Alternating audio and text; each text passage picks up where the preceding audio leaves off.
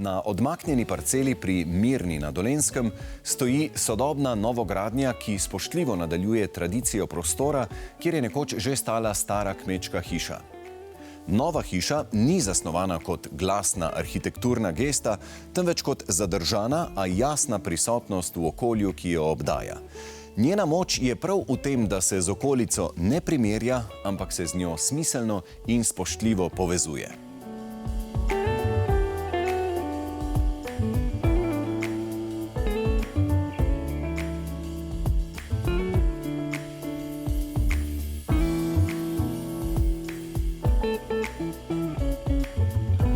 Tole je novogradnja, ki dokazuje, kako lahko naravni materiali in premišljena zasnova ustvarijo dom, ki je hkrati sodoben, trajnosten in globoko povezan z okoljem.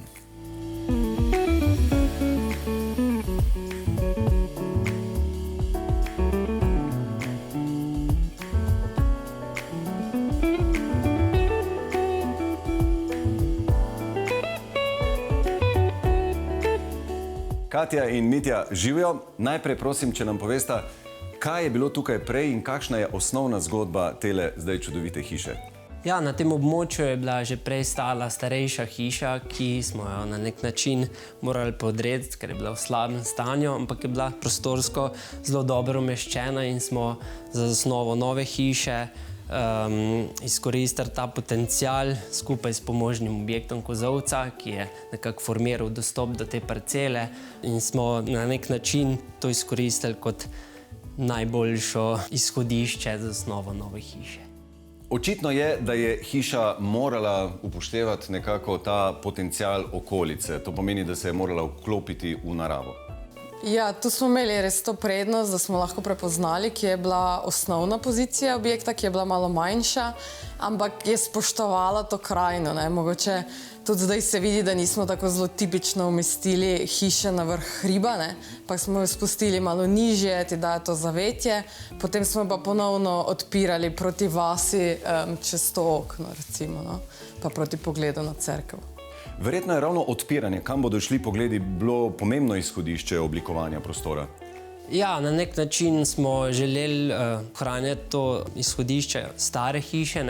Vedno tudi pri starih kmetijah je tako, da je bil nek pogled na dvorišče, na dostop, imel si nek pogled proti naravi in je bilo to na nek način glavno pri nas in tudi nismo želeli, da hišo naredimo kot neko stekleno kocko, ki ima poglede v vse možne smeri. Hiša je zasnovana kot sodobna interpretacija tradicionalne podeželske arhitekture, kjer ima les ključno vlogo tako v konstrukciji kot v ambientu bivanja. In zdaj, kako ste tukaj razmišljali glede organizacije prostora? Kako ste želeli hišo vsebinsko zasnovati? Ja, mogoče je tukaj bilo vodilo tega, da biva par oziroma ena oseba in ni bilo potrebno ločevati teh fizično prostorov z nekimi vrati.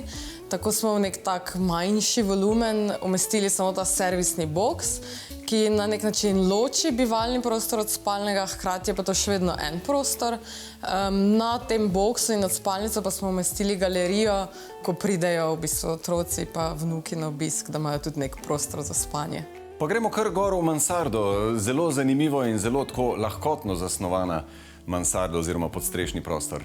Ja, na nek način je bilo mišljeno, da je to res zelo tako priložnostno ali pa ne vsakodnevna uporaba te mansarde.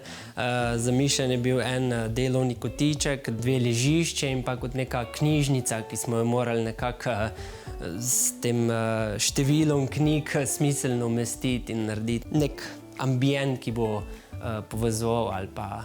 Bilo je veliko knjig in nismo želeli v ta volumen umestiti posebnega prostora za knjižnico, zato se nam je prostor galerije zdaj primeren, da v bistvu se odmakneš od tega dela, poiščeš tisto, kar si želiš brati in se vrneš v ta bivalni prostor. Je pa predstavljal nek izziv sama geometrija prostora, kjer smo pod to streho in smo bolj nekako iskali umestitev, na kak način umestiti te knjige v ta geometrično bolj nevsakdanji prostor. Meni so posebej všeč ta utopljena ležišča gor v mansardi. Meni pa bi predvideval, da tudi marsikateremu otroku. Ja, hteli smo spet neko enotno potezo ustvariti, kot je bila s temi policami za knjige.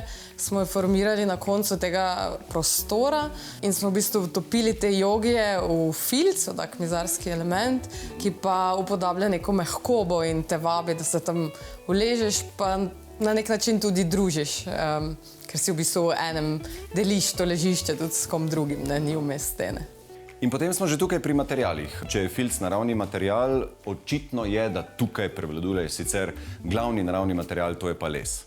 Ja, les je bil tudi neko izhodišče same gradnje in potem nadaljevanja, bom rekel, v opremi, nadaljevanja tega materijala v opremi. V bistvu na nek način nismo hoteli prenasičiti tega prostora z lesom. Se mi zdi, da les vseeno mora delovati nekih kontrastih, ki so lahko miks nekih različnih materialov, od bom rekel, čist preproste bele do nekih temnejših odtenkov. Ja, mogoče je to probali smo najti neko interpretacijo sodobne arhitekture v izboru materialov, ki so pa pri nas v tem okolju bili večni, ne. Z njimi se od nekdaj gradilo, z glino, z lesom, slamo, zdaj pa kako to danes izraziti v neki sodobni arhitekturi. Zanimivo je, da ste brez težav kombinirali različne odtenke lesa. Ja, sicer tukaj imamo kar nekaj, rekel, lesov, nekaj vrst lesa, ki smo jih hoteli po eni strani čim bolj poenostaviti. Ne nazadnje, vsak les tudi ni za vsako rabo, ne. Za konstrukcijski element se najbolj pojavlja, bom rekel, smreka. Za tla smo uporabili hrastove deske, za okna macesen in nekako smo izbirali tudi potem obdelave in lazure, da se nekako poskušajo poenotiti in delovati v neki harmoniji. Ja, za ta servisni boks, ki je pa tudi v bistvu čist mizarsko obdelan v lesu in vključuje tudi stopnico, vrata in ostalo, smo pa porabili ta troslojno lepljeno smrekovo ploščo, ki smo pa potem v bistvu dodali to lazuro, tako temno, narahlo zeleno, ki v bistvu nekako potem deluje zraven te smreke v nekem drugem tonu. Les v tej hiši ni uporabljen zgolj kot material, temveč kot nosilec prostora. Različne vrste lesa so izbrane glede na funkcijo, a skupaj ustvarjajo umirjeno in povezano celoto. V konstrukciji so uporabljene tudi slamnate kocke, ki delujejo kot naravna izolacija in dodatno poudarjajo trajnostni vidik gradnje.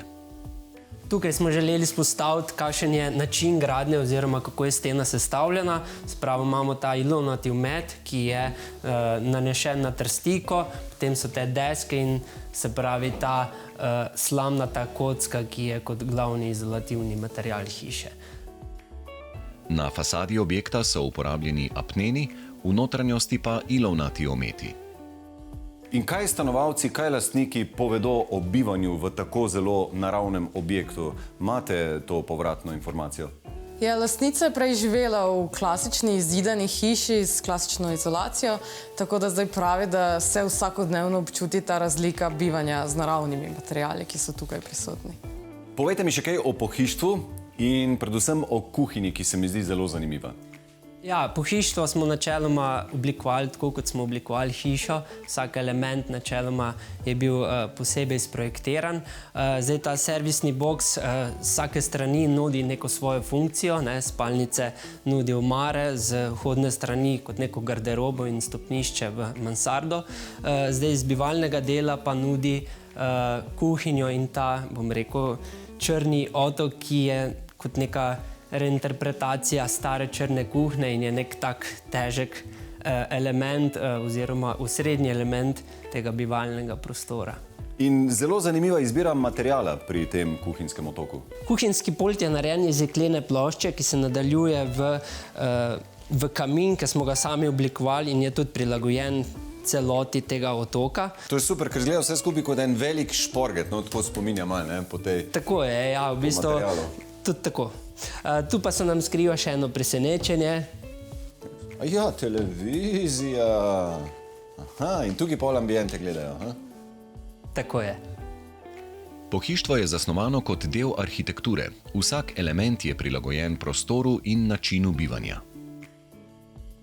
Tukaj smo umestili dodatne knjige, ki so za vsakodnevno rabo. In s pogledom na prihod je tukaj taka manjša sedalna niša, kjer lahko vzamemo knjigo in kaj preberemo. In je tudi tale lesena miza po meri narejena? Ja, tako je. Ta miza je celo tako narejena, da se da raztegniti. Ja. Stoli so bili v bistvu iz ene starejše gostilne, ki je že propadala in smo jo samo prenovili.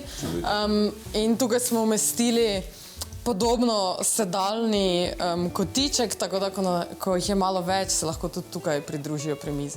Ampak ta miza je vajin projekt, ne? Vajin izdelek. Ja, to smo izdelali posebej za ta projekt, da se v bistvu ta konstrukcija raztegne, spodaj še ena plošča, ki se na to doda, čeprav za vsakodnevno rabo pa zadošča taka velikost. Kaj pa tale kavč? Ja, kavč je v bistvu nadaljevanje tega elementa iz mize, uporabili smo enak les, ga v bistvu tako oblikovali, da služi kot kavč in kot dodatno ležišče, ker zadošča ta širina in dolžina. Širina je pa res ogromna. Ko je arhitektura v dialogu z naravo in so materiali izbrani premišljeno, nastane dom, ki ni le prostor bivanja, ampak način življenja. In prav les je tisti, ki temu domu daje toplino in trajnost.